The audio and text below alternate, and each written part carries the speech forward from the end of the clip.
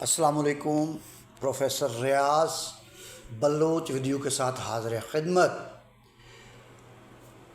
اس وقت یعنی آج کے دن وزیر خزانہ محمد اورنگزیب صاحب کا ایک بیان سامنے آیا ہے جس میں اس نے کہا ہے کہ 8 ارب زر مبادلہ کے ذخائر اس وقت موجود ہیں اور جون تک جو ہے 9 سے 10 ارب روپیہ ذخائر پاکستان میں ڈالرز پاکستان کے ذخائر میں ہوں گے۔ اور ساتھ میں انہوں نے یہ کہا کہ دوست ملک پاکستان کو ترقی کرتا ہوا دیکھنا چاہتے ہیں اور وہ مدد کرنا چاہتے ہیں اور عوام کو ٹیکس دینا ہوگا۔ 3 باتیں۔ دوست ملک مدد کرنا چاہتے ہیں۔ کون سے دوست ملک ہیں؟ امریکہ۔ تو امریکہ تو جس طرح ہماری مدد کر رہا ہے گزشتہ 70 سال میں وہ سب جانتے ہیں، جس طرح کے فوجی معاہدوں میں ہمیں ڈال کر ہمارے سماجی تانوں بانوں کو برباد کیا وہ سب جانتے ہیں، جس طریقے سے جو ہے وہ افغانستان کے اندر اپنی جنگ میں جو ہماری جنگ کبھی بھی نہیں تھی اس میں ہمیں جھونک کر ہمارے 1 لاکھ شہریوں کو برباد کروایا، شہید کروایا۔ تو اگر اس طرح کے دوست ہیں تو اس طرح کے دوستوں کا مستقبل میں بھی ایسا ہی رول ہوگا، یعنی استعمال کرو اور سائڈ پہ کر دو، استعمال کرو اور سائڈ پہ کر دو۔ اس طرح کی دوستی کے بجائے خطے کے اندر نیو پولیٹیکل اور جو اکنامک ریئلٹیز ہیں اس کو سمجھنے کی کوشش کرتے ہوئے کچھ ایسے بنیادی فیصلے کرنے کی ضرورت ہے جس میں ہمارے سارے نیبرز ہم سے اعتماد کے ساتھ بات کر سکتے ہوں، اعتماد کے ساتھ کاروبار کر سکتے ہوں، اعتماد کے ساتھ جو ہے وہ رابطے رکھ سکتے ہوں، اور ہم بااعتماد دوست کے طور پہ تمام پڑوسیوں کے لیے قابل قبول ہوں۔ بنیادی ایشو یہ ہے۔ دوسری بات انہوں نے کی کہ پاکستان کے عوام کو ٹیکس دینا ہے۔ میں یہ پوچھنا چاہتا ہوں کہ عوام نے ٹیکس کب نہیں دیا ہے؟ عوام ہی تو ٹیکس دے رہا ہے۔ 24 لاکھ جو ٹیکس گزار ہیں اس وقت رجسٹرڈ، کیا پاکستان اس پہ چل رہا ہے؟ پاکستان کے سویپر سے لے کے اور زراعت سے وابستہ لوگ، صنعتوں سے وابستہ مزدور، گھروں میں کام کرنے والی ماسیاں اور جو بھی نچلے طبقے کا بندہ ہے وہ سب ٹیکس دیتے ہیں۔ اب کیسے دیتے ہیں؟ آپ جا کے مرچ کا ایک پیکٹ خریدیں، آپ کو جنرل ٹیکس دینا ہے۔ وہ کس کے جیب سے جاتا ہے؟ وہ اس خریدار کے جیب سے جاتا ہے۔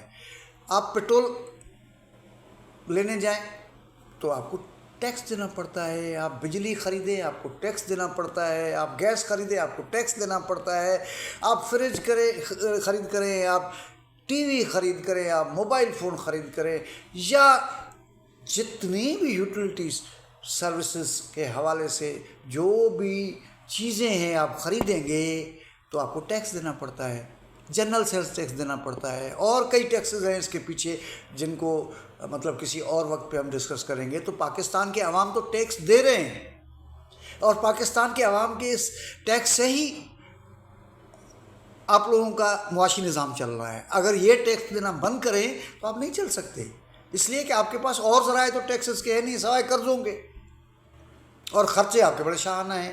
کیا پاکستان کے عوام آپ سے مطالبہ کر سکتے ہیں کہ آپ جو ایلیٹ ہے، جو سول بیوروکریٹس ہیں اور بیوروکریٹس ہیں، وہ اپنے 400 پٹرول کو ختم کر کے جو ان کو سرکاری طور پر ملتا ہے، کیا وہ ریڈ بس، گرین بس، ریڈ لائن، پنک لائن میں آنا پسند کریں گے؟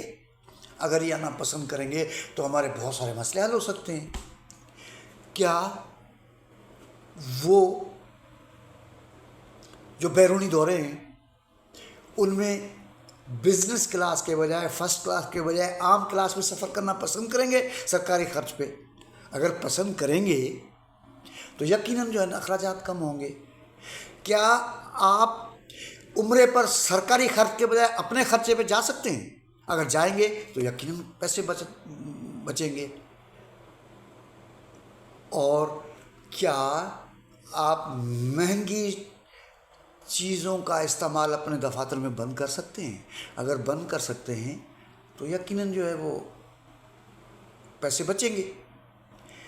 آپ جناب پہلے وزیر خزانہ نہیں ہیں جو عوام کو یہ بھاشن دے رہے ہیں۔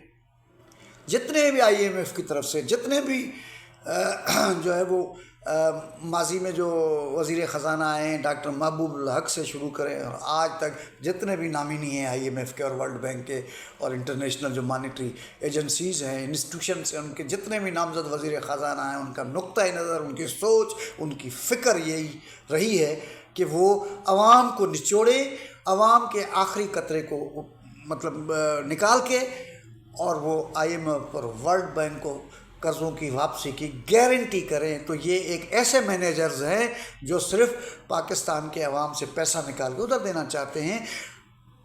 اگر پاکستان کے عوام کے لیے کچھ کرنا چاہتے ہیں، میں کسی ایک وزیر خزانہ کی بات نہیں کر رہا ہوں، کسی ایک حکومت کی بات نہیں کر رہا ہوں، اوورآل ہمارا جو معاشی سسٹم ہے، جو اسٹرکچر ہے، اس کی نوعیت ہی ایسی ہے کہ جو بھی وزیر خزانہ آئے گا وہ اسی طرح کرے گا اور اس سے ہٹ کے کچھ نہیں کرے گا۔